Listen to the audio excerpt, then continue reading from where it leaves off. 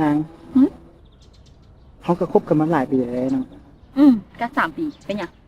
เขาว่ามันน่าจะฮอดเวลาแล้วเลย เวลาหยัง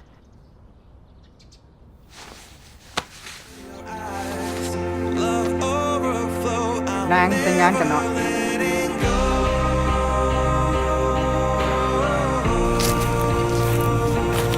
เพิ่น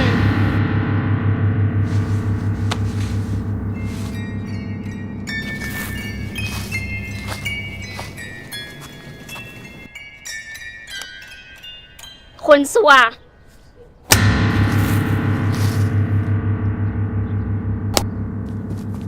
นางเพิ่นเข้าใจผิดแล้ว